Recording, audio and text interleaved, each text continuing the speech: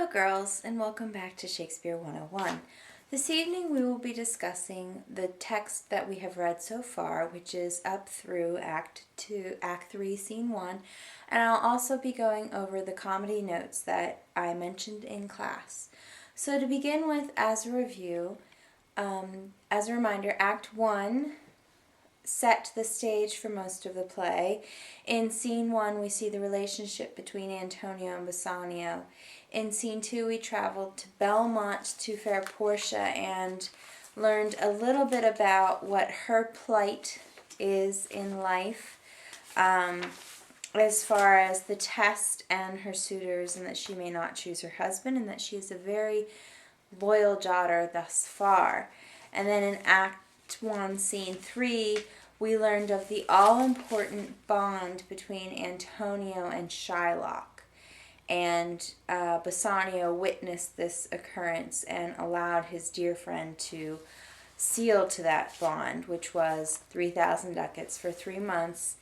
And if Antonio could not pay the bond back, he would owe Shylock a pound of flesh. In Act 2, Scene 1, we traveled to Belmont to Portia, and a prince from Morocco has shown up to choose one of the caskets. In Scene 2, we had comic relief from Lancelot, Gobbo, and his father.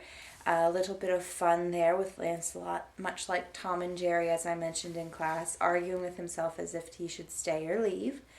In Act 2, Scene 2, Lancelot, this is a scene where Lancelot also goes to ask Bassanio for a position in Bassanio's service and is granted one. In Scene 3, we hear first from Jessica, Shylock's daughter, for the first time, and her thoughts on her father's house, which she does not enjoy. And we hear of her plan to run away with Lorenzo. In Act 2, Scene 4, we hear from Lorenzo and Gratiano and Salarino planning to go to Jessica and take her from her father's house. And then in Scene 5, we see that Shylock is bid to dinner by Bassanio, which is rather interesting because it is part of a grander plan from Lorenzo and Gratiano. Shylock is bid forth to dinner at Bassanio's house, and Shylock goes so that he can help the prodigal Christian spend the 3,000 ducats he has just borrowed, which again goes back and shows us Bassanio's not so good financial skills at spending money quickly. And meanwhile, Lorenzo and Gratiano are going to Shylock's house to steal his daughter away. And remember, it is the scene where Jessica cross-dresses as well, and this is our first instance of cross-dressing. After Jessica and Lorenzo leave, and don't forget also Jessica has stolen from her father, so in terms of the filial piety theme in the story, this would be the first instance of a daughter going against her father's wishes.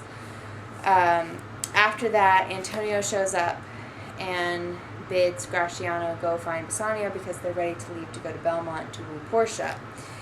And then we go to Scene 7, and we go back to Belmont, and this scene is dominated by the Prince of Morocco, who has taken the oath with Portia that he is going to choose a casket, and he reads over each riddle on each casket very carefully, and this is where we're first told what those riddles are for lead, silver, and gold. And gold is the casket that he decides to choose. And the riddle on the top was, "Who chooseth me shall gain what many men desire." And inside, of course, we find the skull with the scroll saying, "All that glitters is not gold." Now, the Prince of Morocco, as we discussed in class, that was not a bad man by any means. He's not arrogant like the Prince of Aragorn.